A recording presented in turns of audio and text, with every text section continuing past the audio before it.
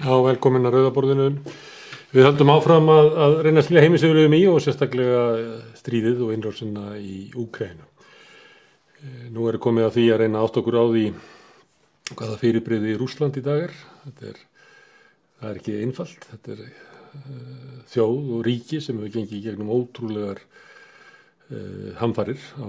liðnum árum og kannski er það í dag eitthvað sem að er erfitt að vísa til í sögunni hvað er. En til að hjálpa okkur í átt okkur á þessu við fengið Jón Ólafsson, heimspeking og sérfræðing í Rússlandi. Velkomin Jón. Takk. Til þess að átta sig á Rússlandi í dag þá þurfum við líklega að fara aftur til hruns Sovétríkjanna og Gorbatsjov áranna og þeirra vona sem að kannski almenningur batt við breytingar þá og þú upplifðir vegna þess að þú varst í Rússlandi á þessum tíma. En til þess að kannski átta sig á Gorbatsjov þá verðum við að fara svona aðeins aftar. Þannig að við myndum byrja kannski á svona eftir Khrushchev. Svo við förum ekki að fara í hungursneyðinu Úkraínu og svona með Stalin tíman og þannig. Þannig að við byrjum kannski á Sovétríkjunum, þeim Sovétríkjum sem að Gorbatsjov ætlaði að reyna að lækna. Já. Og getur gefa okkur svona mynd af því svona, ég veit ekki hvort við höfum að byrja á því að horfa á svona líf almennings eða svona horfa á stöðuðar í heiminum, ef við mættum byrja þar á stöðuðar í heiminum, hver var svona styrkur Sovétríkjanna, hvers svona fyrirbrigði var það í heimspólitíkinni? Já, Gorbatsjov gefur Brezhnev-tímanum nafn sem að verið þetta ákveðin partur af hans svona almenningstengslabaráttu sem orðið komast, hann kallaði Brezhnev-tíman stöðnunartíma og það var lengi vel eiginlega bara lýsingin á þessum 18 árum sem Brezhnev hafði verið við völd og síðan þessum árum milli 82 og 85 þegar að 2 gamalmenni eru við völd áður en Gorbatsjov tekur við. En auðvitað er þetta stórveldistími Sovétríkjanna samt sem áður. Og það er kannski mikilvægt að hafa það í huga að við þekkjum Sovétríkin frá þessum 7. áratugnum, frá 8. áratugnum, frá þeim tíma þegar Brezhnev ríkti sem svona einhvern steinrunnið fyrirbæri og í svona hugum manns og hugum þeirra sem að kannski ólust upp á þessum tíma og eins og ég og þú heldur líka muna kannski eitthvað aftur á 7. áratugin og vel eftir 8. áratugnum að þá er þetta þessi hugmynd manns stórveldið með öll þessi kjarnorkuvopn sem að í rauninni stendur jafnfætis Bandaríkjunum, hún er svo sterk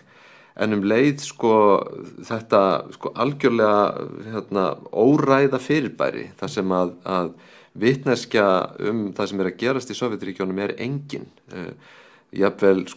bandaríska leyniþjónustan, hún þarf að skoða hvernig mönnum er stilt upp á grafísi Lenins og hátíðisdögum til þess að átta sig á því hvað er að gerast í pólitíkinni. Það er engin innsýn inn í. Nei, mjög lítil, í rauninni svona, já, alveg ótrúlega litlar upplýsingar innan úr Kreml. Auðvitað eru bæði stórveldin með sína njósnastarfsemi og vita helling sérstaklega kannski það sem að lítur að hernaði. En það er ólíku saman að jafna samt í dag með að við núna þegar að til dæmis eins og við höfum séð í aðdragandi Úkraínustríðsins að Bandaríkjamönnum hefur þótt við hæfi að deila leyniþjónustuupplýsingum og við vitum þess vegna að þeir vita ótrúlega mikið það sem er að gerast innan Kremlar Pútins. En ég meina þetta eru þetta tímabil stöðnunar en líka tímabil stórveldis. Í dag horfa margir sem eru á mínum aldri og eldri með einhvers konar söknuði til þessa tíma. Eldra fólk saknar stórveldisins og tilfinningarinnar sem að fylgir því að tilheyra stórveldi. Yngra fólk sem að man bensku sína frá þessum tíma saknar þægilegs rólegs umhverfis þar sem að öryggis, já, nákvæmlega. En svo má kannski aðeins að vera að fara eitthvað ennþá lengra aftur í tíman, það er kannski líka alveg vert að hugsa valdaskipti 1964 þegar Khrushchev tekur við af Brezhnev og Brezhnev í rauninni ítti hliðar, það er öfugt, Khrushchev ítti hliðar af Brezhnev í svona hálfgerðu valdaráni, hálfgerðu hallarbyltingu. Að þá eru Sovétríkin búin að spenna sig svo mikið upp. Það er ekki bara að Khrushchev hafi sko náð tangarhaldi á flokknum og í rauninni náð öllum völdum. Hann hefur líka auðvitað haldið þessu jafnvægi hernaðarlega gagnvart Bandaríkjunum og í alþjóðapólitíkinni rosalega áberandi. Við erum búin að hafa Kúbudeiluna 62 sko, þar sem að þessi tveir risar sko standa andspænis hvor öðrum og heimsbyggðin bara bíður eftir að kjarnorkusprengjurnar fara og virk kannski þáttaka í frelsisbaráttu víða í Afríku og Asíu. Þetta eiginlega sá tími þar sem að Sovétmenn eru sterkastir svona í heimspólitíkinni, það Khrushchev-tíminn. Það mætti segja það sko, líka með byltingin á Kúbu og Fidel Castro verður sko þjóðhetja í Sovétríkjunum.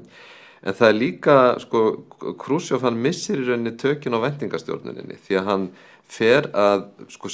tala miklu digurbarkarlegar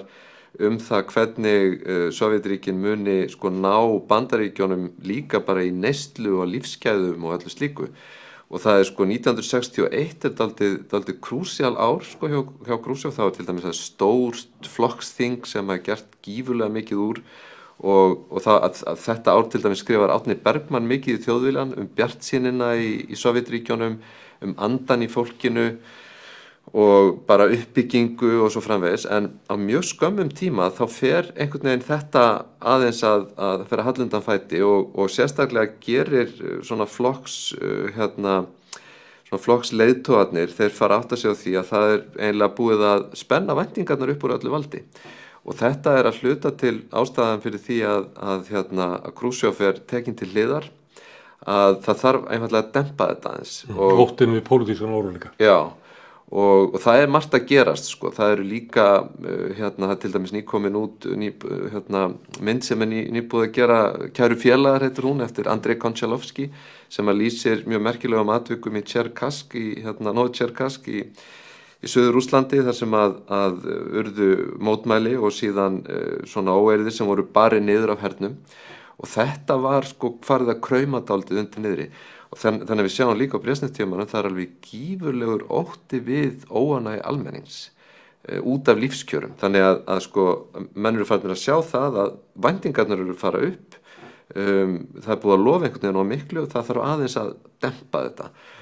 Og strax og Brezhnev tekur við að þá í rauninni byrjar tímabil sem að hefur stundum líka verið kennt við nýstalinisma. Það áður en Gorbatsjov fann upp hugtakið stöðnun yfir það. Og þá náttúrulega, andófsmenn, þeir eru fyrir bæði þessa tíma, það er farið að lögsækja rithöfunda og listamenn og það verður til þessi neðanjarðarhreyfing andófsins í Sovétríkjunum sem að síðan sko einkennir dálítið umfjöllun þau á Vesturlöndum. Fólkið sem að heldur úti samístatsskrifunum er að gefa út bækur með ritjölum og kalkipappír og það svona verður til þessi mikli og hápólitíski neðanjarðar kultúr sem að svo auðvitað kemur upp á yfirborði líka þarna á þessum árum kringum miðjan 9. áratuginn þegar Gorbatsjov tekur við. Hvernig ef að rís upp svona væntingar að það sé hægt að breyta og samfélagi betra og svo kemur ykkur valdaklíka og leggur svona loka það. Hvernig gekk henni að halda völdu því að Brezhnev var völd óralengi sko. Þannig að það er aðferði við að halda niðri andóinu, þær virðast hafa bara virkað. Já, sko það má kannski segja að væntingarnar snúast auðvitað fyrst og fremst bætt lífskjör en þegar við hugsum Sovétríkin og Brezhnev-tímanum að þá sjáum við það ekki sem góð lífskjör frá vestrænum sjónarmiði, samt sem áður verður mikil lífskjara bót. Ég meina það eykst framleiðsla á bara allskyns neysluvöru mjög mikið, það byggt gríðarlega mikið. Ég meina fólk á þessum tíma þurfti að bíða auðvitað árum saman eftir að fá að kaupa bíl eða eignast íbúð og annað slíkt, sko það skortur á öllum hlutum en þetta samt til staðar í miklu meira mæli fyrir almenning heldur en áður hafi verið og það alls ekki hægt að segja að það hafi verið nein sko eymd í Sovétríkjunum þvert á móti. Það hins vegar reynt að gera umbætur í iðnaði, umbætur sem eru sem að kenndar við þessa helstu helstu ráðamenn þessa tíma sko og sem að mistakast eiginlega og til dæmis milli 65 og 70 að þá er svona gerð veik tilraun til að endurskipuleggja framleiðslukerfið og endurskipuleggja fyrirtæki, gera til dæmis framleiðslufyrirtækjum kleift að njóta betur velgengni, búa til hvata til þess að bæta framleiðslu og auka, en sko þetta ristir svo grunnt, þar sé að viljinn til þess að í rauninni fara út fyrir þetta algjörlega ríkisstýrða apparat, þar sem að stór ríkisstofnun, Gosplan, gerir þessar risavöxnu áætlanir 5 ár fram í tíman og kerfið fullt af tómu rugli vegna þess að það snýst að tikka í box en ekki að gera hlutina vel og svo framvegis. Þetta mistekst allt saman. Þannig í kringu 1970 þá eru Brezhnev og hans fólk, þeir eru eiginlega búin að gefast upp og það ekki mikið reynt eftir það. Það sem að áherslan sem verður í Sovétríkjunum eftir 1970 birtist meira í áherslum á rannsóknir og vísindi, en á sama tíma þá eru þetta olíu, tekjur af auðlindum, olíu og gasi, það eru aukast mikið þarna á 8. áratugnum, þannig að það verður þetta svona kerfið fer að þjóna í rauninni bara því hlutverki að hafa almenning þokkalega góðan og það tekst alveg sko út, og nýta þá svona auðlinda hagnaðinn, frekar heldur en að byggja upp, flytja meira inn. Það er farið að flytja inn alls konar vestræna neysluvöru í meira mæli og bæta að einhverju leyti framleiðslu innanlands og svo framvegis. Þannig að sko þegar við komum fram á 9. áratuginn að þá til dæmis er þekkingin af vitneskjan Vesturlönd orðin mjög mikil í öllu samfélaginu. Það er orðin mjög mikil svona til dæmis bara þörf hjá ungu fólki fyrir að sko komast í tónlist og fatnað frá Vesturlöndum og allt þetta gengur kaupum og sölum, dýrum dómum á svörtum markaði og stjórnvöld eru líka eitthvað að reyna að passa upp og að halda þessu gangandi og það verður til svona fræg sko tónlistasennan í Leningrad til dæmis á fyrri hluta 9. áratugurins sem að endurspegla dálítið þetta, en leið þessi hvað maður segja, fólk hefur andúð á pólitík líka, sér hana bara sem steinrunnið blaður gamalmennana. Þeir sem að taka þátt í einhverju, þeir gera það eingöngu vegna þess að það er nauðsynlegt til þess að ná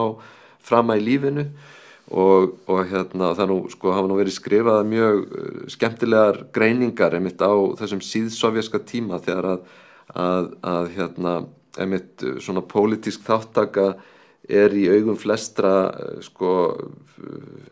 flestir hafa algjörlega kaldhæðna afstöðu til hennar. Það er bara eitthvað sem þarf að gera til þess að uppfylla einhverjar skyldur, og krakkar sem í komsomól sem ungliðadeild flokksins sem í rauninni næstum því allir, kannski 90% ungmenna tilheyra á þessum árum 75 og fram yfir allavega frá 70 fram yfir sko fram á 9. áratuginn. Það til dæmis gert ráð fyrir því að ungt fólk haldi fundi, ræði það sem efst á baugi í samfélaginu, geri ályktanir, allir skólar, allir staðir þar sem ungt fólk þeir hafa komsomóldeildir, allir þurfa að taka þátt.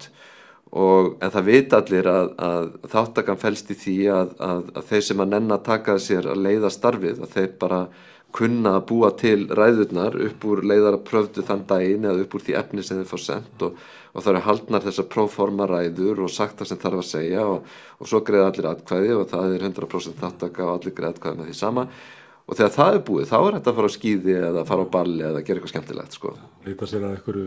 bættu lífi eitthvað þar fyrir utan pólitíkina. Það var nú verið sagt eftir Sovétríkjanna að þetta hafi verið kerfi þar sem að allir raunverulega vissu að virkuði ekki, enginn hafði raunverulega trú á, en fólk og meðan allir létu eins og það væri, þá hékk þetta uppi og það þú ert kannski að lýsa þannig ástandi, það farið í gegnum fundi, það gert allt saman, það enginn af þeir sem tekur þátt í þessu sérstaka trúa á þessu eða væntinga til þess, en samt vellur það bara áfram. Já, samt kannski eitt sem að má samt alveg segja í þessu sambandi þegar við horfum á þetta frá vestrænum sjónarmiði og þannig var það auðvitað á þessum tíma að þá drögum við samt oft vitlausar ályktanir af þessu. Af því að við drögum kannski líka þá ályktun að þar með hljóti allir að hafa verið á móti stjórnvöldum. Það alls ekki svo einfalt. Og það er kannski, ég sá engan valkost annan, þannig að þess vegna hangjur inn í kerfinu. Ég sá engan valkost annan eða fyrirlíta í rauninni þetta svona pólitíska vafstur og svona stjórnsýslu og skrifræði og allt það, en sjá það kannski ekkit endilega sem eitthvað sem að þurfa að reiðja úr vegi, sjá það bara sem svona nauðsynlegan hluta af nútíma samfélagi, en kjósa frekar að gera eitthvað annað og leita þá frekar eftir í þær áttir þar sem að hægt að vera laus undan þessu. En það þýðir hins vegar ekki að ungt fólk hafi endilega verið andsnúið hugmyndafræðinni, verið á móti kommunisma eða sósíalisma, eða fundist að kapitalismi Vesturlanda væri endilega heppilegur valkostur. Það alls ekki þannig og þetta einmitt eitt af því sem að svona mannfræðingar og félagsfræðingar hafa stúderað dálítið vel núna á síðustu áratugum og mörguleyti að þá eru sérmaður hvað vestræn sýn á Sovétríkjunum á þessum tíma líka þröng og í rauninni bundin einhverjum væntingum hvernig fólk sjáu fyrir sér borgaralegt samfélag og svo framvegis og þess vegna líka búist við því einhvern veginn fyrir vestan að sovést samfélag geti að miklu leyti hoppað inn í svona hinn venjulega borgaralega hugsunarhátt Vesturlanda. En það ekki svo auðvelt eins og við erum búin að sjá kannski núna. Bara aðeins áður að koma á Gorbatsjov, umræða í Sovétríkjunum á þessu tíma, það eru fjölmiðlar og það eru blöð og svona, þetta bara flokkslína yfir allt eða eru svona einhver mál sem eru í einhver svona deglu eins og sé leyfilegt að hafa einhverjar ólíkar skoðanir þróun byggðarinnar eða þróun miðbæjarins eða kvenréttindi eða aukna menntun eða bara lína sem gefin eiginlega í öllum málum. Það þannig að það tekist á ákveðna hluti. Þetta flókið stjórnkerfi og fólk hasla sér völl þar sem það vill hafa áhrif eins og í öðrum samfélögum en þessi tök á samfélagslegri orðræðu eru þannig að þú verður alltaf að passa þig að fara ekki út fyrir svona hérna pólitísku línu. Fólk getur haft á Brezhnev-tímanum, þetta ólíkt til dæmis Stalin-tímanum, fólk getur haft ólíkar hugmyndir margt sem að varðar bara lokal málefni. Það getur haft með menntun að gera, hvernig að skipuleggja skóla og svo framvegis og svo framvegis. Það ekki eins og það sé einhver fámenn klíka hjá flokknum sem bara ákveður allt og gefur út fyrirskipanir og fólk hlýðir því, fjarri því, en þessi pólitísku afskipti eru höfð inn í mjög þröngum ramma þar sem að til þess að geta með einhverjum gefandi hætti tekið þátt í svona hlutum þá þarf fólk að kunna mjög vel rétt orðfæri og að beina sjónum að réttum hlutum og þrengri málefnum en það alls ekki þannig að ég meina Sovétríkin eru nútíma samfélag, þau eru að glíma við nákvæmlega sömu hluti og vestræn ríki á sama tíma og leysa þau á sinn hátt. Kannski ekki öllu leyti verr heldur en á Vesturlöndum, alls ekki og ég held að sé margt sem að má tína til úr sovéskri menntunarfræði eða ýmsu sem að hefur alveg mjög margt til síns ágætis. Þannig ég held að það líka þessi svona vestræna ranghugmynd einhvern veginn að einfalda. Svo veit ekki séu gölluð við, ekki að þau hafi eitthvað sjálfstæða. Akkurat, það eru þetta svo margt sem að gerast, en svo náttúrulega leyndin, það sem að einkennir Sovétríkin líka að það allt leynilegt, þú veist, þú kemst ekkit inn í þetta samfélag, það svo ofboðslega lokað og ef maður hugsar sko mann eins og Gorbatsjov sko, hann náttúrulega ég meina það ekki af engu sem að hann sko í rauninni fyrir 50 orðin sko augljóslega einn áhugaverðasti kandidatinn í politbíróinu að stýra taka við stjórn ríkisins. Meina, hann búinn að vinna sig upp í þessu kerfi með því að vinna hörðum höndum, með því að bæði sko skapa sitt net stuðningsmanna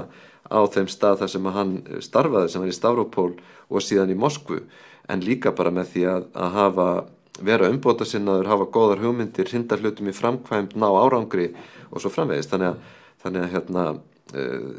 að þetta allt saman, þetta pólitískt umhverfi sem að hefur samt þennan galla að þú í rauninni kemst aldrei út fyrir ákveðin ramma og það þetta líka tragedía, harmleikur Sovétríkjanna að sko umbætur einhvern veginn, þær komast aldrei út úr þeim ramma að geta breytt samfélaginu vegna þess að óttinn við það að breyta á einhvern hátt valda umhverfinu og mikill, þetta stoppar alltaf þar. Það hrekkur einhvern veginn tilbaka og vendar sig. En þú nefndir Gorbatsjov og við erum komin að því. Þegar hann kemur, þá hann náttúrulega kynslóðaskipti og ég veit ekki hvort það skiptir máli eða hvort hann svo sérstakur maður eða hvort hann standi fyrir einhvern hóp. Við kannski ræðum það eftir. En hvernig Gorbatsjov kemur til valda og segir að þetta ekki nógu gott hjá okkur, við erum að breyta. Og hvernig greindi hann stöðuna? Hvað var frá hans sjónarhorni? Já, sko það eiginlega góð spurning, sko. Það alveg frá upphafi, þá alveg augljóst að Gorbatsjov ólíkur þeim sem í kringum hann vegna þess að hann sér alltaf sem sagt pólitíska opnun eða svona lýðræðislega opnun sem grundvallaratriði í sínum umbótum. Hann ekki lýðræðisinni. Já, svona ásófiskapalegur. Já, það svona næstum því að segja það, hann verður það síðar en hann vill fjölga röddum, hann vill heyra gagnrýni, hann vill leyfa hæfu fólki sem hefur eitthvað fram að færa að njóta sín og koma fram og að einhverju leyti birtist þetta líka í störfum hans í Stavropol en þetta verður einkennandi fyrir hann þegar hann kemur þegar hann kemst inn í kerfið í Moskvu, fyrst sem ritari í miðstjórn og síðan sem politbíró meðlimur og allt það og hann náttúrulega honum mjög mikið mun að ýta til hliðar bara svona óhæfu fólki og sko nú höfðu forverar hans tveir, þessi sem sátu mjög stutt, verið Tjernjenko sem nú í rauninni svona hálfgert, skiptir eiginlega engu máli, það ekkert sem hann svo stutt leiðtogi og í rauninni aldrei sko neitt svona afreksmaður áður heldur, en Andropov einmitt þessi stóri karakter sem að hefur verið yfir KGB lengi og hefur í rauninni verið gríðarlega valdamikill sem slíkur og stígur inn í þetta hlutverk mjög eðlilega þegar Brezhnev deyr 82. En þó hann hafi ekki verið neitt mjög gamall þá var hann orðinn eiginlega sjúklingur leið og þetta ekki nema nokkrir mánuðir þangað til hann í rauninni úr leik en Andropov meira svona sækir meira í gömlu aðferðirnar og hans tíma til dæmis að þá farið að taka upp ýmislegt eins og aukin aga á vinnustöðum sem felst í því að fólk ofsótt fyrir að mæta of seint í vinnu eða fara úr vinnu sem allir gerðu á þessum tíma vegna þess að vinnumórallinn hafði náttúrulega sko gufað upp á Brezhnev tímanum og fólk þurfti að eyða gríðarlega miklum tíma í bara að afla sér vista og standa í biðröðum og svo framvegis. Þannig að Andropov gerir svona vissa tilraun til þess að koma betri aga á samfélagið og gerir sér vel grein fyrir því að stór hluti þess vanda sem við að etja þarna á þessum tíma bara svona þessi niðurleið samfélagsins á tímum Brezhnev sem lýsir sér til dæmis alveg svakalegum alkohólisma og bara drykkjuskap sérstaklega meðal karlmanna og svona vinnubrögðum og vinnumóral sem hroðalegur bara óhæfni, inkompetens á öllum sviðum, en þetta hans sýn sko. Hann að gamla skólanum, Gorbatsjov ekki þar, hann skilur að það ekki til neins að fara að beita einhverjum nýjum reglum eða refsingum til að breyta samfélaginu. Það þarf að gera það með dýpri hætti, og þá það þessi sko sýn hans á lýðræðislegt samtal, má segja sko, eða samtal bara. Hann svona samtalspolítikus. Samræðustjórnmál sko. Ég meina hann eitt af því sem hann gerir eiginlega bara strax, og hann orðinn aðalítur, að hann fyrir að fara út allt og hitta fólk og hendir frá sér sko lífvörðunum, og þegar hann spurður hann kemur sko spurður hér vantar allt, við höfum ekki það skortur á nauðsynjum, við höfum ekki iðnaðarvörur og svo framvegis, hvað ætlarðu að gera í því? Og hann segir tala. Þetta svona hans svar við öllu, tala. Og eru þetta stórkostlegur að þessu leyti. Ég meina, þess vegna maðurinn verður sko hetja á ótrúlega skömmum tíma, og fólk elskar hann, ekki bara sko heima hjá honum fyrst, áður en fólk festir ástafanum á Vesturlöndum. En hefði orðið stormenni sögunar ef hann hefði ekki verið bara feldur í miðju kafi í það sem hann ætlaði að gera. Sko Gorbatsjov náttúrulega bara einstök fígúra, einstakur karakter í þessari 20. aldar sögu að mínu mati. Ég held að sé bara ekkert sem að líkist Gorbatsjov neinstaðar, þannig að mér finnst voðalega erfitt að segja til hvernig örlög hans hefði getað orðið önnur sko. Hann enn á lífi meðal annarra orða. Og hann svo sérstakur, og þessi þetta hvernig hann auðvitað reynir að líka gardera sig upp á gamla móðin. Ég meina, hann hefur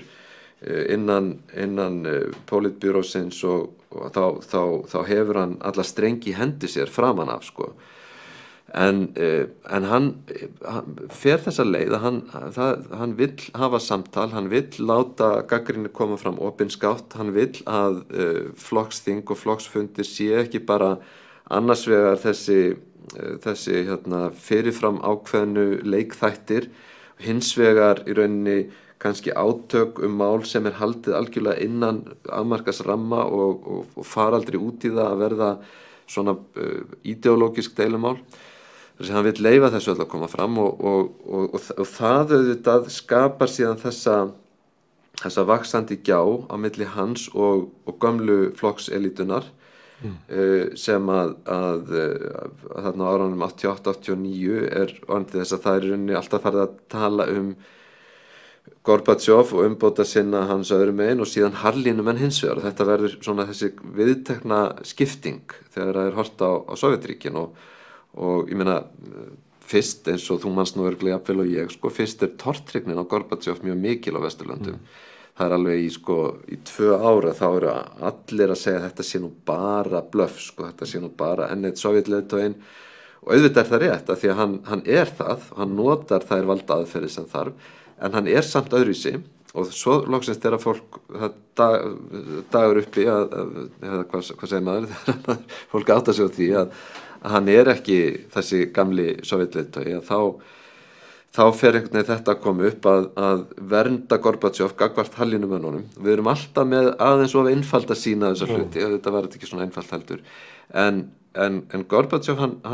það eru hans kannski einhverju leyti mistök sem hann áttar sig á of seint. Hann missir traust góðra hallinumanna, það að segja, hann missir traust fólk sem að skilur jafnvel á hann að það þarf að breyta ýmsu grundvallaratriðum, en finnst hann fara of hratt og of langt, og finnst hann vera of gjarn á að taka inn bara alls konar fólk með alls konar skoðanir. Þannig að þú nefndir áðan að hann hafi verið sérstök fígúra. Gorbatsjov bara einstakur, það maður sem að fær þetta hlutverk og reynir að gera úr því eitthvað sem að hans eigin hugmyndir, eða hann fulltrúi einhver svona afls í Sovétríkjunum eða? Sko það að mörgu leyti svo skrítið að hann ekki beinlínis fulltrúi einhvers afls sko. Ég meina, hann ekki fulltrúi intelligensíunar segjum, hann ekki á nokkurn hátt fulltrúi andófsmanna eða andófshreyfingarinnar. Þvert á móti, þetta maður sem innmúraður í kerfið og hvarflar aldrei að honum að vera annar staðar en þar. en hann sér sjálfan sig að þér virðist sem mann sem að getur einhvern veginn leitt þetta allt saman og látið þetta allt virka En hvert vil það, ég má grípa það verið, hvert vil það fara? Nú, hann vil að fá all sjónarmið fram og að setja vinn út úr því, en þetta greinað einhvern veginn hvernig hann sá fyrir sig fram til Sovétríkjanna? Já, hann vildi fá lýðræðislegan sósíalisma, þannig að hann sá fyrir sér að flokkurinn væri áfram það forystuafl sem hann hefði verið en það væri sko fjölbreyttara atvinnulíf og hann sér náttúrulega strax af hverju umbætur Brezhnev-tímans gangi ekki upp af því að það þarf að fara út úr ríkisbákninu, það þarf fleira að vera til en sko og kannski sérstaklega í framleiðslu og neysluvörum og öðru slíku, þannig að áætlun og búskapurinn kann að virka í námugreftri og stálverunum en hann virkar ekki til þess að þjóna óljósum væntingum almennings neysluvörur. Já, ég meina hann telur markaðsbúskap að einhverju leyti vera nauðsynlegan og þurfi að innleiða sko og en þetta verður auðvitað stóra málið sem að ekki útkljáð, aldrei útkljáð á tíma Korpsins, hans tímabili líkur án þess að það sé hægt að gera það en í rauninni síðustu 3 árin að þá þessi pattstaða í gangi þar sem verið að takast á með hvaða hætti eigi að markaðsvæða Sovétríkin, með hvaða hætti eigi að innleiða Sovétríkin og hvort eigi að gera það hratt, hvort eigi að gera það hægt, hvort eigi að leggja áherslu á hrófla ekki ómikið við lífskjörum almennings eða hvort að það sé betra að við fáum tímabil þar sem að hlutirnir eru í rauninni mjög óvissir og fólk býr við erfiðar aðstæður en svo vinnur það sig út úr því og þetta aldrei útkljáð. Það var talað til dæmis 500 daga áætlunina lengi vel og einhvers konar útfærslur á henni en síðan það Jeltsin þegar hann tekur við 92 sem í rauninni hrindir af stað svona hálfgerðri sjokkterapi. En áður við förum til hans, harðlínumennirnir, hvað óttuðust þeir hjá Gorbatsjov? Var það hugmyndum innleiða kapitalískar lausnir í hluta af atvinnulífinu eða framleiðslutækjunum eða var það óttin við það að opnun á lýðræði geti skapað pólitískan óróa og flokkurum myndi missa tökin? Sko, örugglega hvort tveggja einhverju leyti en ég held að óttin við það að tapa völdunum sé auðvitað yfirgnæfandi og þú veist, ég meina þetta eru menn, þetta náttúrulega nánast allt kallar sem að skilja alveg, ég meina þeir eru menntaðir í byltingarfræðum, þeir læra þeir drekka í sig frá blautu bassbeini hugmyndafræði byltingarinnar og þeir vita að það getur á skömmum tíma getur allt snúist í höndunum á þeim og það er eins og Gorbatsjov viti þetta ekki eins og þetta sé hans svona barslega sýn á samfélagið Þannig er ógóður fyrir stjórnmál. Já, sko, það er kannski að einhverju leyti það sem maður á við þegar maður segir hans einstakur. Hann ekki að hugsa svo mikið völd. Það er það sem svo sérstakt við hann. Hann heldur að hann geti bara talað sig í gegnum þetta. Hann geti sannfært fólk það sem skynsamlegt og fengið alla einhvern veginn með sér. Og auðvitað fyrstu árin eru þannig að það virðist vera nákvæmlega þannig. Ég meina, hann fær ekki bara fær hann með sér almenning í Sovétríkjónum heldur líka Margaret Thatcher og Ronald Reagan og ég reyndar ekki Reagan hann ekki búinn náttúrulega að einhverju leyti hann en Bush auðvitað og ég meina Bandaríkjamenn verða byrja að dýrka Gorbatsjov sko. Þannig að og þetta sko hann sko það einhverju leyti þá sér maður það líka sko í hans bara endalokum á hans valdatíð sko hvernig hann sko mér finnst þetta aldrei mögnuð afsagnaræða Gorbatsjov sem hann flytur 25. desember 1991 Það er oft þannig að stjórnmálamenn eru sko bestir í tapinu afsagnaræður yfirleitt mjög góðar afsagnaræða Nixon er hann ávarpar starfsfólki sitt til þess að besta ræða hans á ferlinum einmitt. Það slakni á og hann ekki að vera til völdunum. Og ekki lengur einhverjar girðingar sem en það er meira hún er svo tilfinningarlega náttúrulega þessi ræða, en það er svo mikil eftirsjá. Og hann segir sko, þessi spurning sko, hvers vegna þurfti þetta að fara svona, við sem að höfum allt sem hugurinn girnist sko, og hann ekki hvernig hann orðið þetta nákvæmlega, segir sko, allt sem við þurftum á að halda hafði Guð gefið okkur sko. Auðlindir, menntun, ríkidæmi og svo framvegis sko. Stórkostlega menningu Já, en samt stöndum við á þessum stað og það er svona lýsir held í honum líka sem sko nú veit ég ekki hvað álítanir maður vil draga karakter Nixons af ræðu hans en maður dregur allar álítanir karakter Gorbatsjovs af þessari ræðu og ég held að það hefði líka svona kannski komið fram sko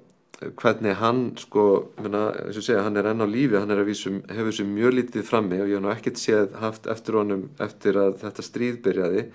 en hann hefur alltaf af og til komið fram og látið í sér heyra og ýmist verið gagnrýninn á hluti eða tekið undir eitthvað og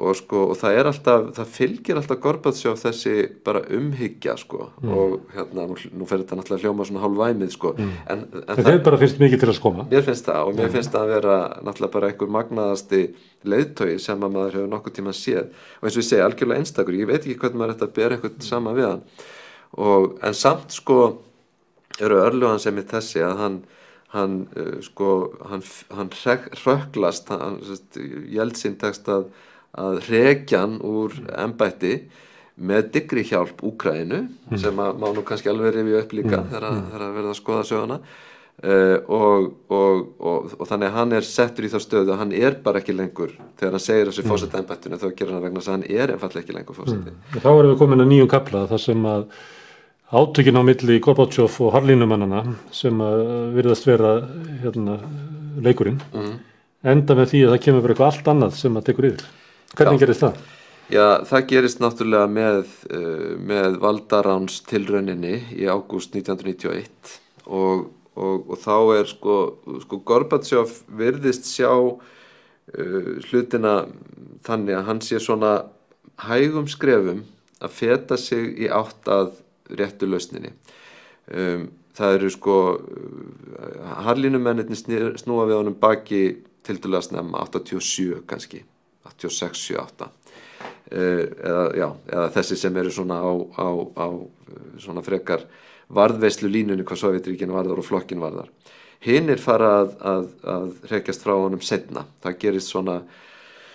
hvað maður segja 90 og sent 89 árið, kannski mest á 1990 og framan árið 91. Hann virðist einhvern veginn telja sig miklu öruggari heldur en hann er og markmið hans er að láta samþykkja nýjan sambandssáttmála Sovétríkjanna sem að færir lýðveldum Sovétríkjanna í raunverulega sjálfstjórn yfir eigin málum. Þannig að Sovétríkin séu ekki sambandsríki sem í raun er miðstýrt frá Moskvu af flokknum, heldur sambandsríki sem að lifir í einhverjum eðlilegum tengslum sjálfstæðra eininga hverrar við aðra. Og harðlínumennirnir eða nú vegna þess að ég hef ekkert skarrað þá detti ég þetta orðalag þeir sem að óttast þessar breytingar Gorbatsjovs, þeir sjá að í þessum sáttmála er í rauninni fólkið að ríkið muni liðast í sundur og ég held að það sé kannski mikið til í því að það hefði með einhverjum hætti gerst hvort þið væri en þeir sjá þarna í rauninni eina möguleikan til þess að snúa tilbaka að koma í veg fyrir að þessi sáttmáli sé undirritaður og það verður til þess að þeir steypa Gorbatsjov á stóli en gera það með því að setja upp leikþátt sem að gengur út á það að Gorbatsjov sem er þá í sumarfrí á Krímskaga, þetta er alltaf sömu atriðin, leiksviðið og leikþættirnir ekki ólíkir að hann hafi mist heilsuna og því þurfi varaforsetinn Gennadí Janajev að taka við völdum og svo stilt upp nefnd sem var kölluð neyðarnefndin og þetta voru svona gamlir kallar eins og í politbýróinu forðum og mér finnst einmitt svo magnað að hugsa til þess sko að þetta gerist 19. ágúst 1991 og sko einhvern veginn var þetta eitthvað sem allir höfðu búist við bæði innan Sovétríkjanna og utan þeirra þetta hlaut að fara svona það gat ekki verið að Gorbatsjov tækist að breyta Sovétríkjunum auðvitað hlaut hann að mæta andstöðu auðvitað hlutu Harlínumennir á endanum að ýta honum út en hvað gerist eftir því sem að líður á daginn og síðan kvöldið og nóttina og næsta dag þá áttar fólk sig á því að þessir Harlínumenn, þessi rosalega sterka kerfis mótstaða, þetta eru bara algjörlega óhæfir einstaklingar og það allt í tómu rugli. Það ekkert búið að skipuleggja, það ekkert búið að tryggja neitt og þessi valdaránstilraun, hún rennur út í sandinn á 3 dögum og þeir hverfa. Kommunistaflokkurinn bannaður, þeir eru handteknir. Og sko þannig að sko umskiptin frá fyrsta degi valdaránsins og til þess 21. desember ágúst þegar að Jeltsin heldur sína frægu ræðu á skriðdrekanum sem nú reyndar kannski ræðan ekki fræg, það meira staðan sko og sem táknmyndum alls konar hluti, táknmyndum frelsi líka táknmyndum stjórnmálamann sem grípur tækifærið að hoppa upp á skriðdrekan svona ákveðið og leggur sér í hættu, tekur áhættu að á þessum stuttatíma þá náttúrulega bara breytist allt og þannig að menninni svo ætla að bjarga Sovétríkjunum tortindu já, þeir allavega veittu þeim náðarhöggið, við getum orðað það þannig og það þýðir líka að þegar Gorbatsjov síðan kemur frá Krímskaga og hann held ég, ef ég man rétt, nú ég farin að riðga í dagsetningunum, hvort hann kemur þarna 22. ágúst, kvöldlægi og þetta svona, það er svona ró yfir þessu sko, þau leiðast niður stigan á flugvélinni og einhvern veginn þessi tilfinning sko að hið góða hafi nú sigrað að lokum sko, en auðvitað það ekki svo einfalt og Gorbatsjov sem að snýr tilbaka hann fær aldrei völdin aftur og það búið að skipta völdunum til Rússlands þannig að það eiginlega þingi þar og staða sem Jeltsin nær en staðan sem að Gorbatsjov hafði í Kreml sem yfirmaður Sovétríkjanna að Sovétríkin eru raunverulega farin þannig að embættið eiginlega reist upp undan honum Já, og hann reynir með sínum pólitísku klókindum til dæmis fá Eystrasaltslöndin formlega sjálfstæði þarna strax í september en það klórað í bakkan og hann heldur áfram með sambandsáttmálann og Jeltsin, þó að Jeltsin sko sín honum svona lítilsvirðandi framkomu opinberlega, það líka svona frægt moment þegar hann fer að grípa fram í fyrir honum í ræðustóli sko, þegar hann að segja frá sko nýju fólki í ákveðnum stöðum og annars slíkt og svona sýnir honum hver hafi völdin og Jeltsin þykist samt vinna með hann þykist vilja fá þennan sambandsáttmála í gegn en andstaðan víða meðal annars í Úkraínu og það eiginlega má segja sko ef að maður segir kannski að valdaránstilraunin sé náðarhöggið en það sem í raunverulega sko kemur endanlega í veg fyrir að það sé einhver nýr sambandsáttmáli Sovétríkjanna undirritaður afstaða Úkraínu á fundi sem boðað til í desember 91 Jeltsin og forseti Úkraínu og Hvíta-Rússlands sem að koma allir saman og þá eru Úkraínumenn nýlega búnir að greiða atkvæði sitt sjálfstæði þjóðaratkvæðagreiðsla búin að fara fram þar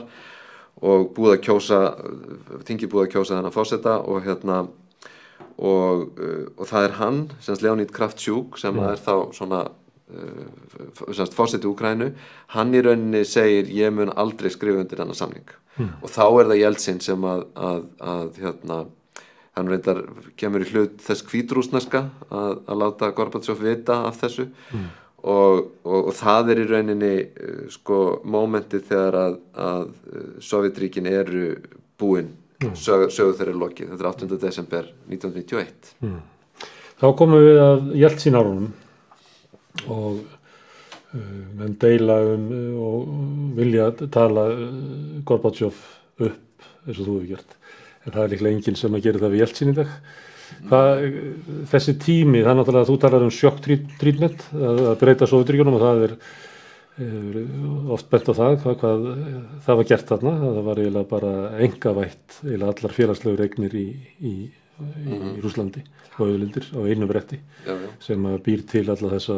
ólígarka, býr til upplausn í kerfinu. Þess vegna talaði þetta sem shock treatment, að taka bara sársaukann út strax. Hvað heldurðu að Jeltsin hafi haft þetta plan áður en hann kom inn? Þetta hafi verið sýn hans á framtíð Sovétríkjanna, eða var þetta bara eitthvað sem að hann sá færi á að gera til þess að halda völdum og halda fá stuðning vesturveldanna, eða?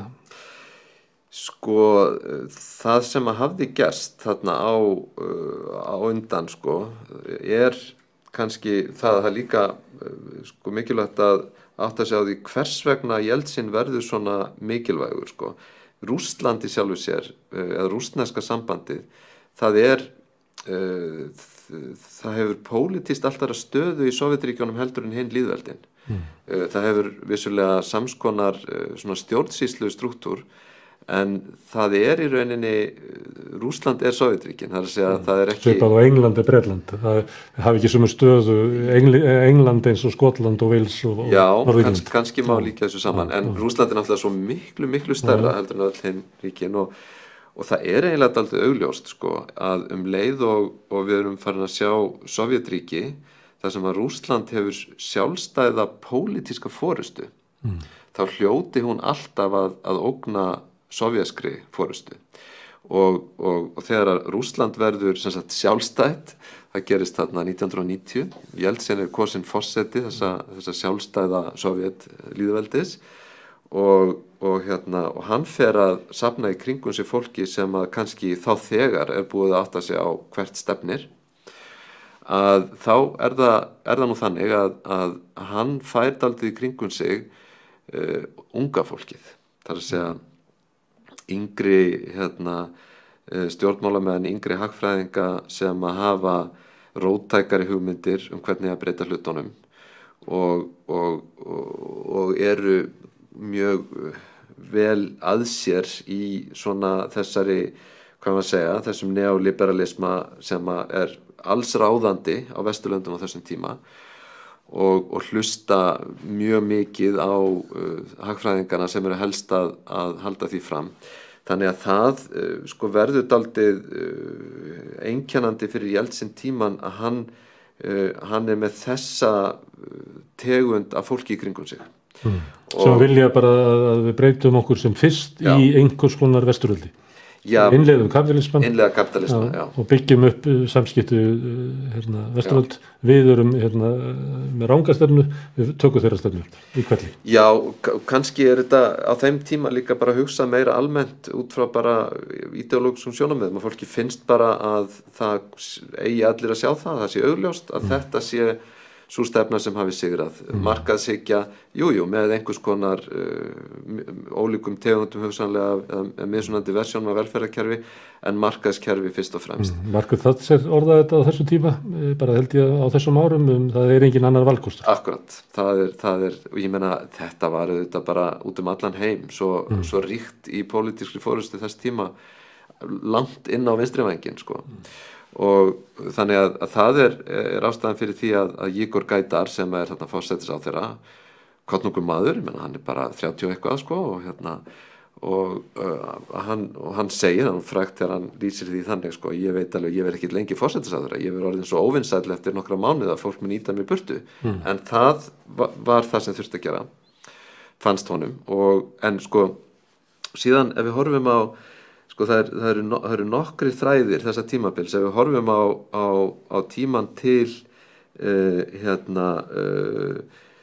til 1996 að þá sko eitt einkavæðingin hitt sko sem sagt pólitísk forysta Jeltsins og svo það kannski hagur fólks almennt og það sko sem sagt, það verður strax spurningin hvernig eigum við að einkavæða ríkisfyrirtækin, hvernig eigum við að koma þeim í almanna eigu og það stór sem sagt Anatoly Chubais sem að eiginlega svona forystu maðurinn í því að í einkavæðingunni og svona hugmyndasmiður hennar að hann sem sagt finnur upp þetta voucherakerfi eða sem sagt svona hefur forystu það þar sem að í rauninni hver einasti borgari fær sendan svona ávísun eða hlutabréf sem að tilgreinir einhverja eign í framleiðslufyrirtækjum sem síðan hægt að leysa og þú getur keypt þér hlutabréf eða þú getur keypt fleiri vouchera að safna saman og svo framvegis og hugmyndin að stór hluti almennings muni notfæra sér þetta og allir verði kapitalistar. Allir verði millistett. Já, allir verði smáborgarar. Já, allir verði smáborgarar. Það gerist ekki. Nei, það gerist eiginlega ekki.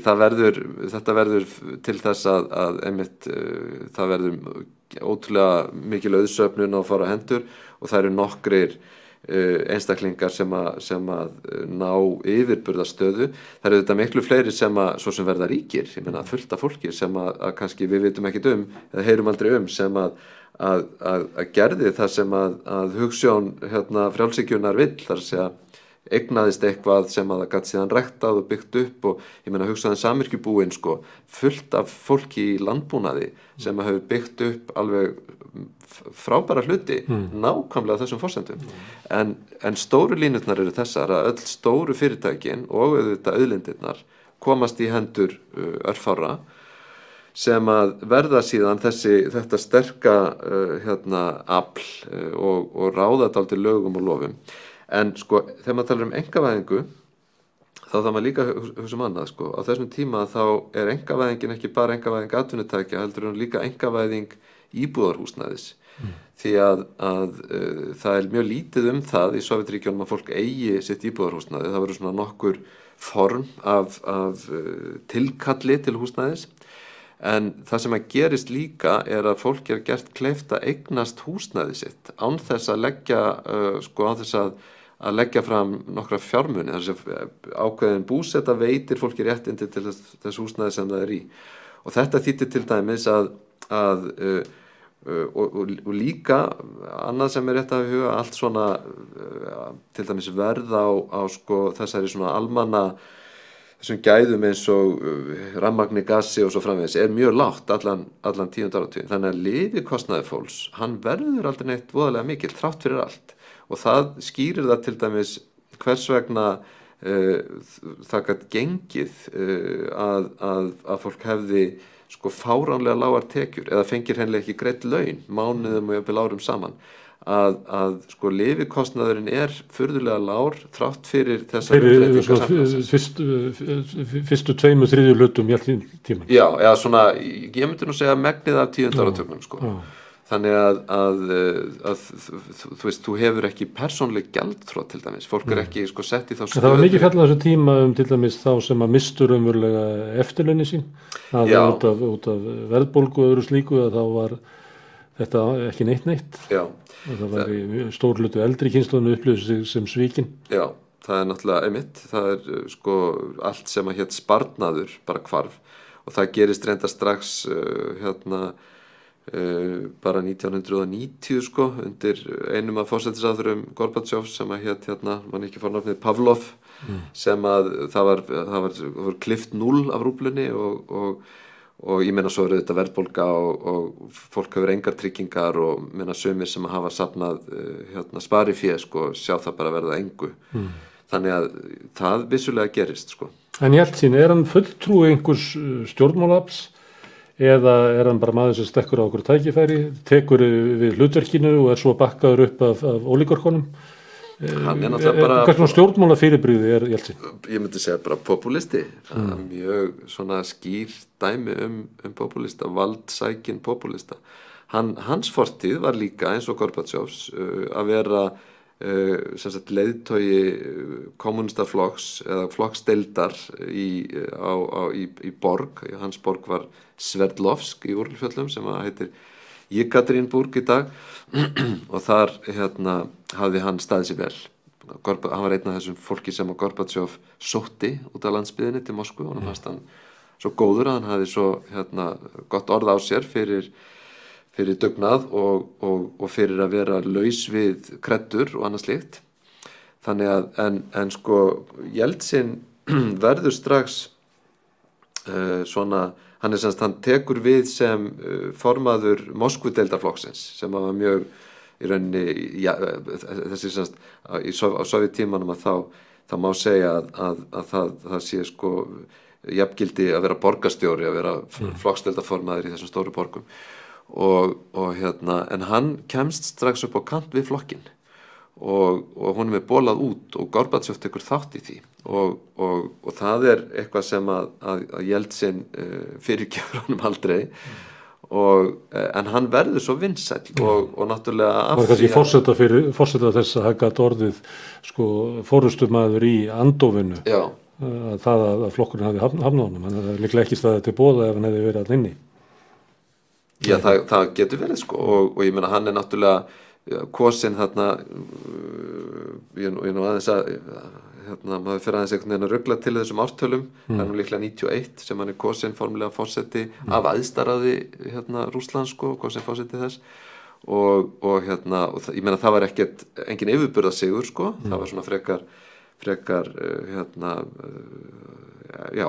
svona frekar tæp kosning þannig séð, en hann nær þessu, hann verður kemst í þetta embætti og í og með vegna þess að fólkið þá farið að sjá hann sem leiðtoga sem sagt þar að segja almenningur hefur tiltrú á hann, trúir á hann, sér hann sem heiðarlegan og heilsteyptan mann sko þrátt fyrir persónlega galla sko og en sko það svo margt í hans sko ákvörðunum og framkomu einmitt á þessum viðkvæmasta tíma sem að þetta afhjúpar hann fyrst og fremst sem valdapólitíkus og popúlista og mörguleiti að þá kannski hann aldrei neitt ideológ skilurðu, menna hann sko tekur í rauninni afstöðuna að fylgja mjög svona eindregnum hægri liberalisma sem að síðan kemur vel fram í sko pólitíska umrótinu því að hann lendir auðvitað upp á kant við æðstaráðið, sem sagt þing Rússlands bara mjög fljótlega eftir að Sovétríkin eru horfin. Þannig að eiginlega árin 91, lok árs 91 og sérstaklega 92 og 93 að þau einkennast af harðari og harðari baráttu sem að varðar auðvitað hluta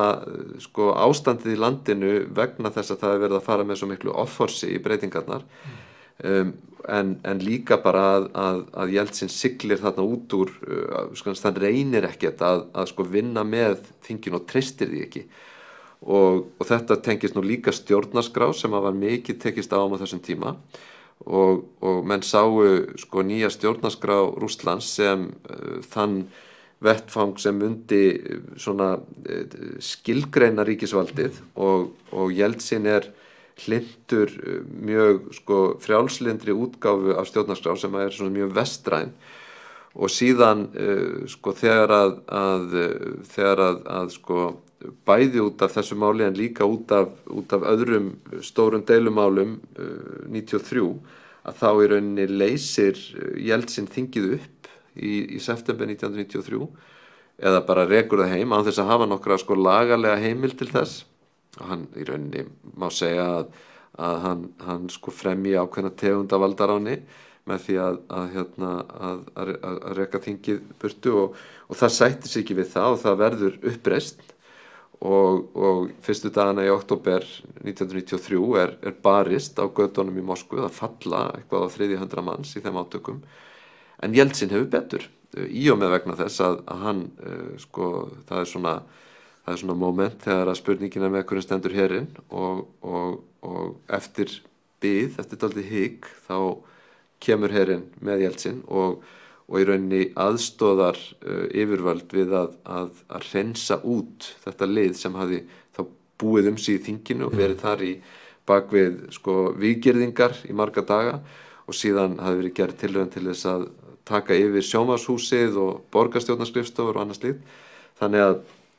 Jeltsin sko hann festi sig í sessi með þessum hætti haustið 93 með tilstyrk hersins auðvitað og síðan það þá sem að stjórnkerfinu fyrst algjörlega kollvarpað í Rússlandi og það sem sagt búið til nýtt þing, Dúman og þetta gerist á sama tíma í desember 93, akkurat 2 árum eftir fundin þar sem að Sovétríkin í rauninni enduðu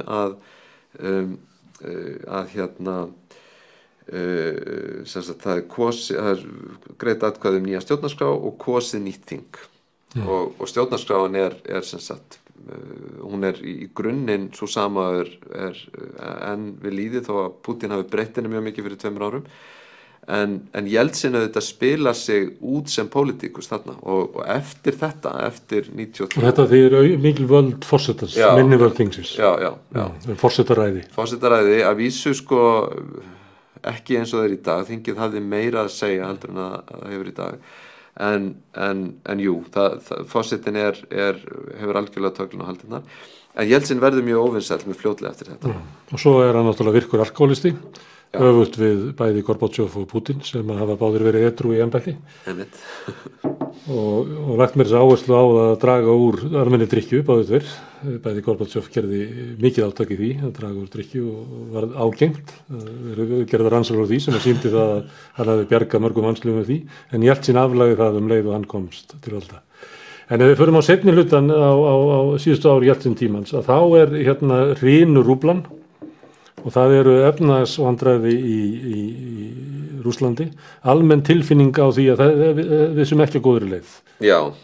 sko það inn í það umhverfi sem að Putin kemur óþekktur maður gagnvart almenningi en kemst einhvern veginn nær til valda raunverulega án þess að nokkuð tíman að sækja eitthvað svona umboð eða stuðning frá almenningi hann bara kemur eins og músin sem læst og verður allt í efstur Hann auðvitað kosinn. Já, sko, hann komin eiginlega í stöðuna sem frambjóðandi Jeltsin. Hann fær hann á silfurfati. Sko, það ríkisvaldið verður svo veikt. Við segjum, sko, forsetinn mjög sterkur, en hann sterkur í veiku ríkisvaldi. Og ríkisvaldið veikist svo mikið vegna þess að sem sagt, eignirnar eru afhentar og allt í einu verður til þessi auðmannastétt sem að ræður rosalega miklu og það mikilvægt að skoða eins kosningarna 96 vegna þess að þá Jeltsin, hann mjög óvinsæll í byrjun ás 96 talið augljóst að hann muni gjört tapa en það sett allt á fullt til að tryggja að svo verði ekki og þá gerir hann þetta eitraða bandalag við auðmennina sem að fá í rauninni frjálst spil þar sem þeir hafa tögl og haldir í ríkisvaldinu yfir ríkisvaldinu gegn því að þeir styðja Jeltsin til þess að styðja kosningabaráttu Jeltsins. Meðal annars ekki fjölmiðla sem að þeir eiga og ítöki. Já, bara allt sko, peningarnir eru hjá þeim og þannig að það tekst að snúa þessu við. Vesturlönd auðvitað algjörlega sko líta á það sem bara einhverja stórkostlega katastrófu af Jeltsin tapi kosningunum. Þannig að hann er látin, þetta tekst hann vinnur með sem er þokkalegum mun. En ég held og það hafa margir sko svona verið skrifað þetta og analýserað þetta þannig líka ég held að þetta var stóru mistökin sko þarna var tækifæri til þess að sjá friðsamleg valdaskipti verða í þessu landi og það var það sem að Rússland þurfti á að halda ekki að treysta í sessi þennan stórgallaða forseta og en það tekst og það þýðir að það er áframhaldandi sko ástandið í Rússlandi á milli 96 og 2000 náttúrulega mörgulegt alveg skelfilegt sko það enga vernd að hafa frá ríkisvaldinu til dæmis fyrir fólk sem að reka fyrirtæki það þurfa allir að kaupa sér sko vernd frá einhvers konar mafjósum skipuleg glæpastarfsemi sko vaðand út allt ríkið og það svo mikil samruni á milli valdastofnana og glæpaheimsins að sko ég held að séu engin dæmi mannað eins og sama tíma að þá ólígarkarnir að eignast smátt og smátt allt sem máli skiptir og flytja úr landi í massavís fjármuni. Þannig að þetta auðvitað hræðilegur tími og sko hápunktur eða lágpunktur hans sumarið 1998. Þá sem sagt defaultar Rússar, þar sem þeir standa ekki við skuldbindingar sína og það efnahagurinn fer algjörlega á hliðina og rúblan fellur 3/4 ef ég man rétt og sem sagt og það verður gríðarlegt áfall og þá forsætisráðherra Sergej Kirienko sem að nú í dag einn af sko hæst settu embættismönnum Pútins en hann auðvitað hröklar strax á völdum og við tekur svona gamall jálkur Viktor Tjernomyrdin sem að svona heldur í horfinu en til dæmis alveg fram á árið 1999 sko þá ekki verið að borga fólki kaup til dæmis í stórum stíl og bara sem sagt það sem sagt ríkið eiginlega gjaldþrota og allt sem í því já, það má segja það sko og það þetta sem að Pútín tekur við og þess vegna getur maður skilið að mörgu leyti mjög vel að hann sér það sem sitt eiginlega stærsta hlutverk, hann valdapólitíkus líka hann sér það sem sitt stærsta hlutverk og það má alveg bara sjá það sem skiljanlegt að vinda ofan af þessu, styrkja ríkisvaldið, gera borgurunum kleift að lifa lífi sínu með vernd ríkisvaldsins, frekar heldur en að lifa í einhvers konar óreiðu ástandi þar sem að smákongar og glæpaforingar Sturlugöld og hann kemur þarna og einhver leyti nú oft verið fjallað þetta, hann gerir eiginlega setur ólígarkonum einhver leyti stóli fyrir dyrnar þeir ekki verið í pólitík, hann alltaf byggja upp ríkisvöldið og þeir með ekki að græða bara á sínu svæði og fljótlega upp á aldamótum þá jafnar efnahagur Rússland hann jafnast og það horft til af öllum almenningi í Rússlandi á Pútín sem eiginlega bjargvætt. Þetta eitthvað sem að hann gerði eða þetta bara sá sem hann tekur við þegar allt í botninum og svo rís þetta upp út af þú veist þegar rúblan hafi fallið 80% á þessum sko síðustu árum síðustu aldar að svo jafnar þetta sig og hann nýtur uppstreymisins eða þetta eitthvað að segja þú talar svona öryggisatriðið en svona varðandi svona efnahagsumbætur væri hægt að segja það að Pútín hefði gert eitthvað sem að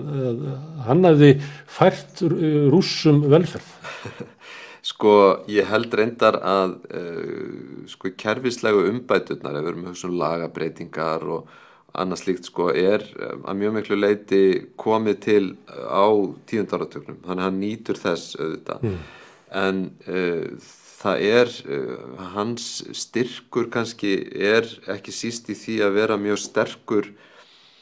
hvað segir maður, communicator nú ensku orðið yfir það, hann nær svo vel til fólks, hann miðlar svo vel ákveðnum bara svona grundvallar sjónarmiðum sem að fólk mjög sammála og hann talar við þjóðerniskennd eða svona stolt yfir Rússlandi já, ég meina hann byrjar strax að vinna í því sko að gera fólk stolt af sínu rússneska þjóðerni og einmitt að svona setja öllum mörk sko og ég held að mörgu leyti að þá sko þú veist þó að margir kannski vilja halda öðru fram í dag að þá ekki hægt að sjá að þessum fyrstu árum annað heldur en að þarna fari í rauninni fram svona lagfæringar á samfélaginu og stjórnkerfinu sem eru mjög nauðsynlegar en sko kannski bakgrunnurinn sem að fáir skilja fyrir en síðar að þarna líka þú spurðum bæði Gorbatsjov og Jeltsin hvaðan þau sko Pútín maður sem kemur einhvers staðar frá hann kemur úr KGB þeirri mikilvægu valdastofnun og þess vegna þá sko fer það strax að gerast að svona kúltúrin sem að einkenndi KGB hann fer að hafa áhrif allstaðar í kerfinu og kerfisbreytingarnar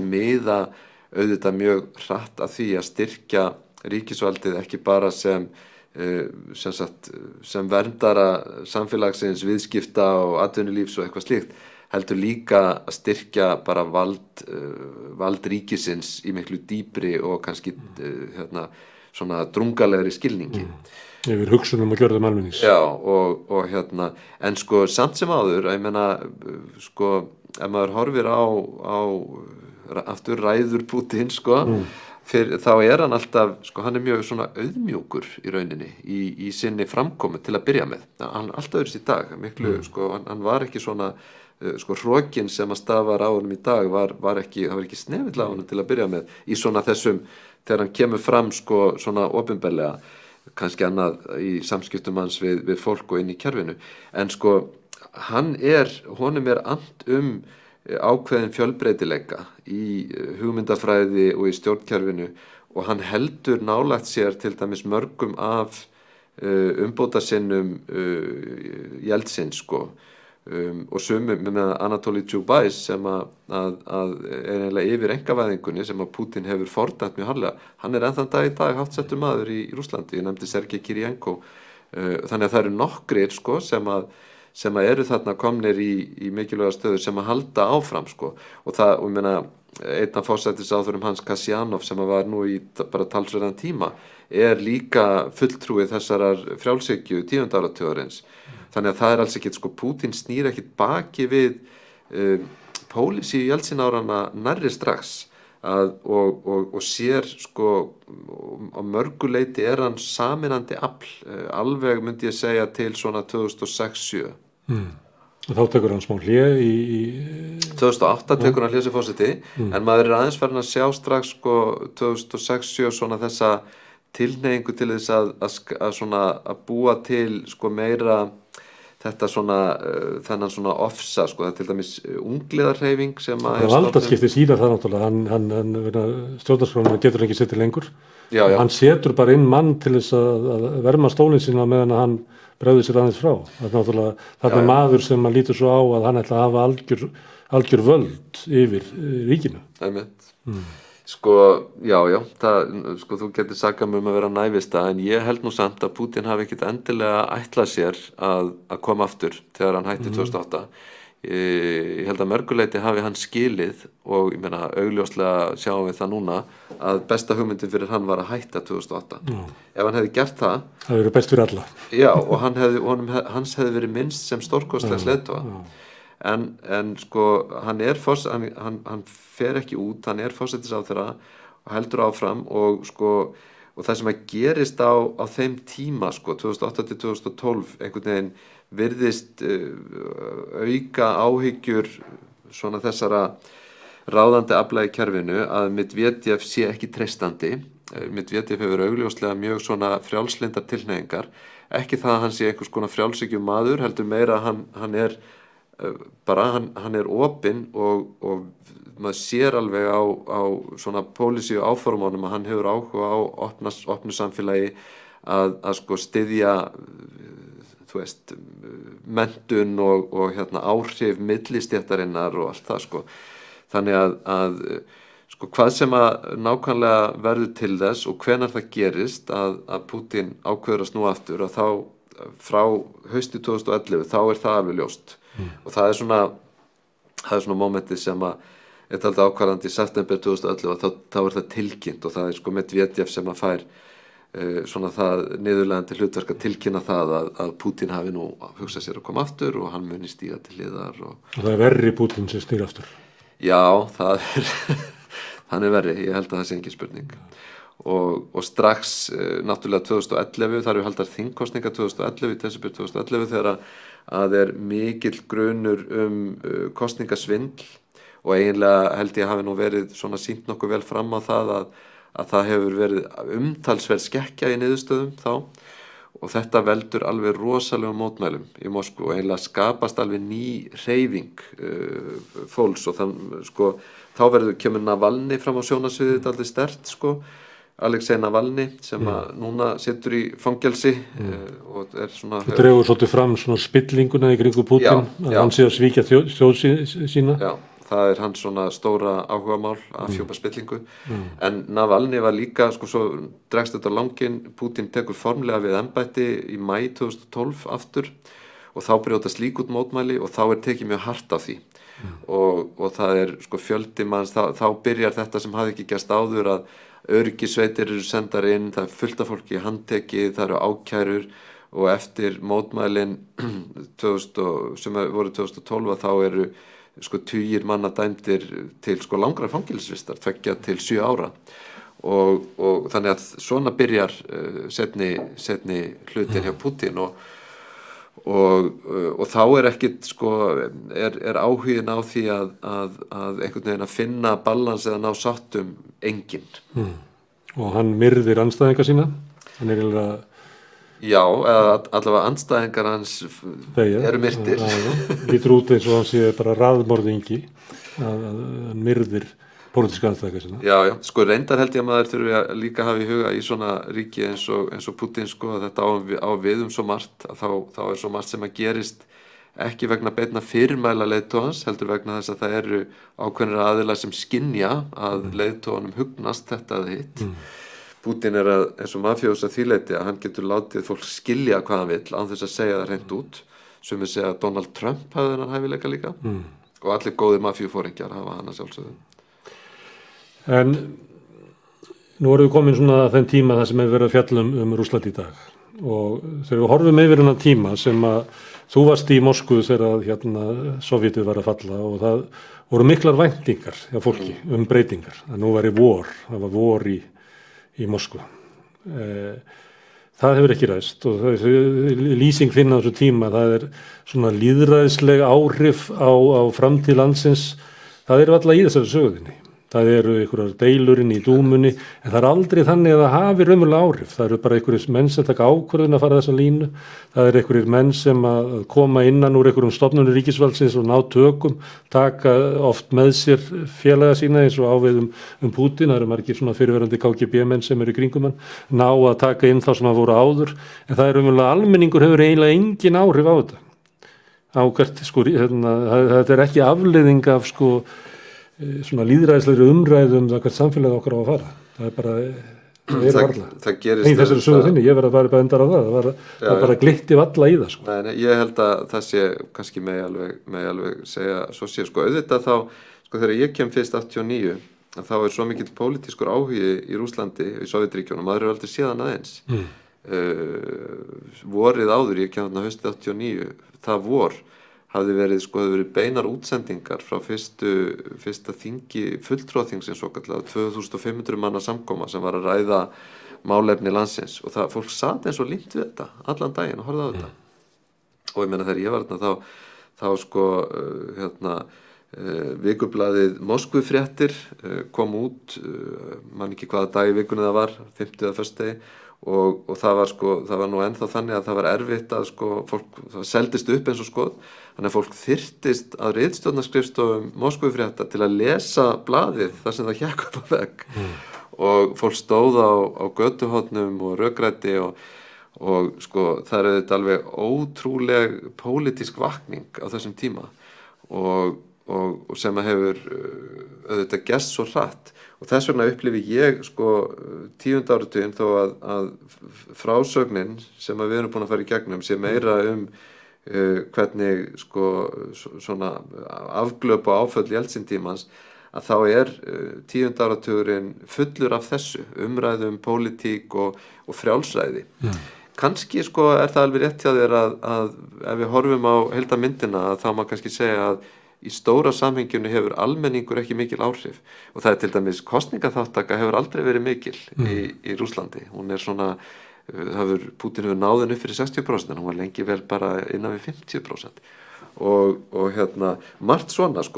en það samt ég til dæmis upplifi 10. áratuginn þegar ég var mjög mikið í Rússlandi, ég var giftur konu þaðan og maður heimsótti fjölskyldu og var að fara með börn og var þetta mjög mikið og á vini frá þeim tíma og ég upplifði þetta sem bara tíma gleði og skemmtilegheita sko. Auðvitað áttu margir sárt að binda og það gekk ekki öllum jafn vel og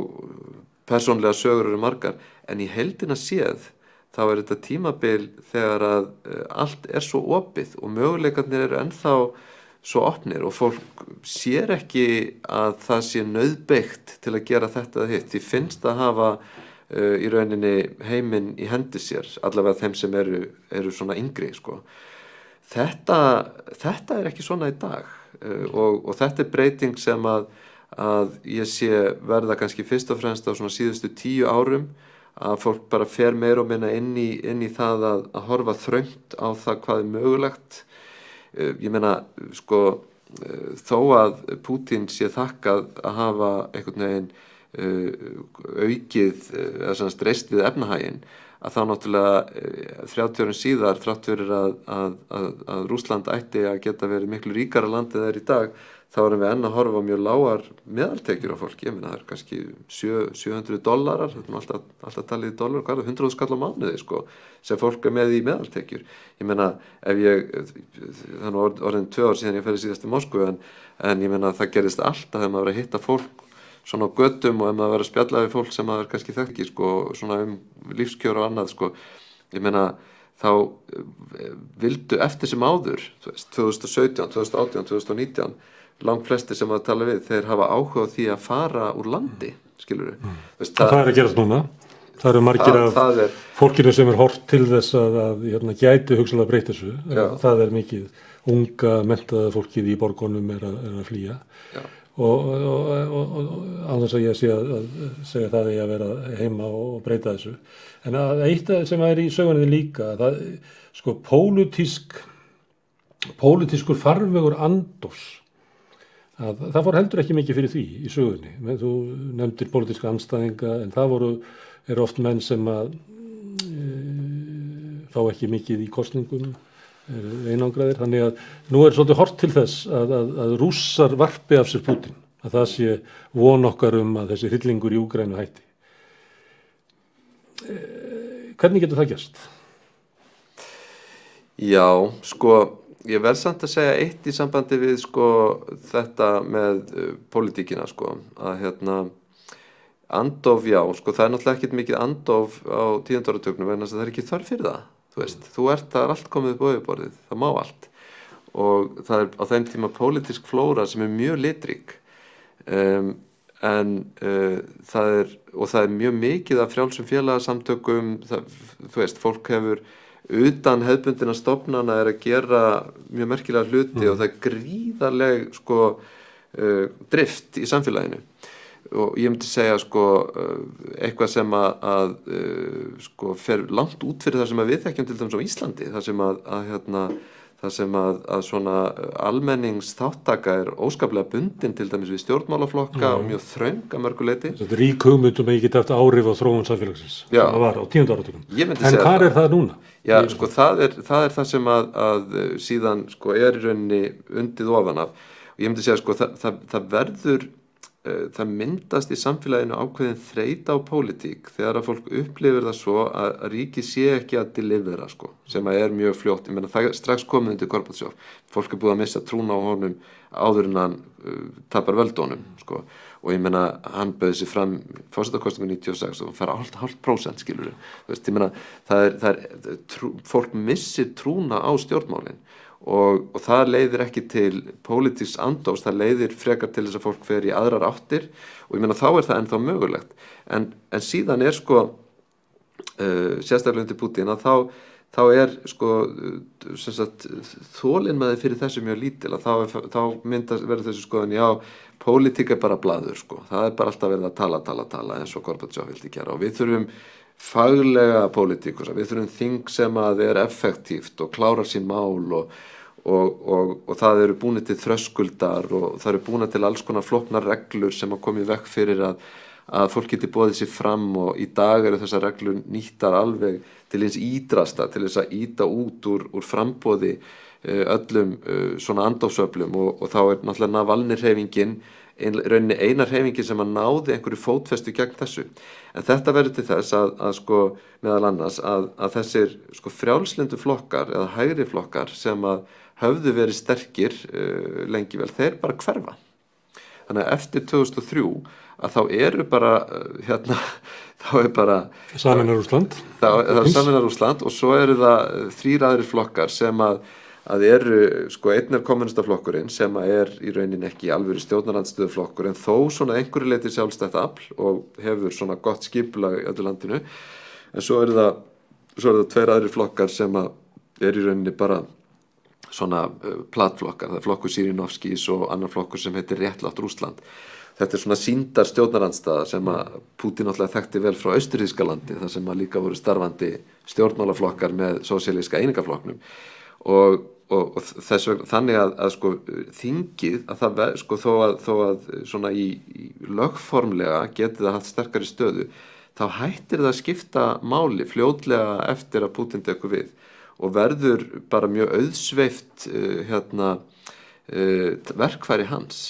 og ég meina við sjáum það að hann kemur öllu í gegnum þingið bara eins og ekkert sé og auðvitað mikil áherslu það að Sameinar Rússland vinni alltaf en flokkarnir í dag eru líka mjög veikir í Rússlandi. Það er að segja forsetaembættið sem að núna sko hefur yfirtekið fyrir löngu allt það rými sem að áður heyrði undir miðstjórn kommunistaflokksins og miklu stærra batteri heldur en miðstjórnin nokkuð tíma var. Það ræður öllu. Þetta er einræði. Já, það má segja það. Ég svona sko einræði í þeim skilningi að það er ekki það er ekki fjölflokka lýðræði í Rússlandi, það er misskilningur sko. Það lítur út fyrir að vera fjölflokka lýðræði en það hefur ekki verið það í rauninni í næstunni 20 ár. Varðandi þetta að almenningur geti varpað af sér Pútín og kannski spyr ég þig bara því að þú varst ungur þegar þú kynntist Rússlandi og hefur unnað því síðan. Ertu bjartsýnn á framtíð Rússlands? Ég veit ekki hvað skal segja. Það er náttúrulega þessir atburðir síðustu daga fyrir þá sem að hafa fylgst vel með svona lengi sko, eru þetta alveg ótrúlega þungbærir sko og það er erfitt að sjá að nokkuð tíma verði hægt að sko fara tilbaka. Þetta er svo stórt, þetta er svo mikið ofbeldi, þetta er svo mikið gerst bara við það að ráðast inn í Úkraínu en sko kannski spurningin myndi ég segja kannski sko getum við átt vona á valdaskiptum í Rússlandi sem að breyta þessu hatursfulla og ofbeldisfulla sambandi við heiminn sem einkennir stjórn Pútins og þar held ég að það sé alveg möguleiki en þá myndi maður meira sjá sem einhvers konar samblástur innan kerfisins einhvers konar samsæri gegn Pútín það sem væri leitað út fyrir núverandi valda einstaklinga jafnvel til þeirra sem að var ítt út úr pólitík fyrir mörgum árum. Það getur maður alveg séð fyrir sér sem ásamt einhverjum svona brútus inni. Hugsanlega Ég held að sé ekki mikill möguleiki að því að Pútín virðist hafa alveg svakalega sterk tengsl inn í sitt kerfi. Ég held að sé mjög erfitt að sjá fyrir sér að eitthvað gæti gerst á milli manna þar sem að hann myndi ekki komast að og gæti ekki gert eitthvað í Þannig hann vel varinn þannig. Ég held að þetta sé möguleiki. Fólk sjáu hann að leiða landið í glötun. Heldur það sé geðveikur? Nei, ég held að það sé ekki geðveikur. Heldur það sé alvarlega veikur? Nei, ég held ekki. Það alls konar sögur það allt frá geðveiki til krabbamenn og allt á milli. Ég meina, ég veit ekki það en ég held ekki að við getum dregið einhverjar ályktanir það út frá hegðun hans en hann auðvitað haldinn ofboðslegum grillum og ranghugmyndum og þetta hvernig hann hefur búið til þetta narratíf eða þessa frásögn misnotkun Vesturlanda á Rússlandi alla tíð auðvitað út af fyrir sig hálfgerð geðveiki og það er ekkert nauðsynleg saga. Ég meina sko Rússland getur átt sín ágreiningsefni við Vesturlönd og NATO og gengið hart fram í þeim. Það þarf ekki að ráðast inn í Úkraínu til þess að útkljá það þvert á móti. Það að sjá það sem lausn náttúrulega ofboðsleg ranghugmynd, en ég myndi flokka það sem pólitíska ranghugmynd tilkomna meðal annars vegna þess að hann búinn að endurtaka sömu lýðina svo oft að hann farin að trúa henni sjálfur. Já, ég man að Hannes Hólmsteinn sagði Davíð Oddsson að hann væri óvenjulegur maður með venjulegar skoðanir. Það kannski Pútín heilbrigður maður með geðveikarskoðanir. Herðu, Jón Ólafsson, ég þakka kærlega fyrir að sitja með okkur langa stund og segja okkur sögu Rússlands frá svona, síðustu 60 árin. Já, það liggur við. Herðu, takk kærlega og ég minni hlustendur á að við höldum áfram að reyna að skilja heiminn við Rauðaborðið. Það verður næst á mánudaginn. Seinna í kvöld erum við með þátt stríðið í Úkraínu, innrásin í Úkraínu, sem heitir Miðnætti í Kænugarði. Hvet ykkur til að fylgjast með því eins og öðrum þáttum á Samstöðinni. Takk fyrir í kvöld.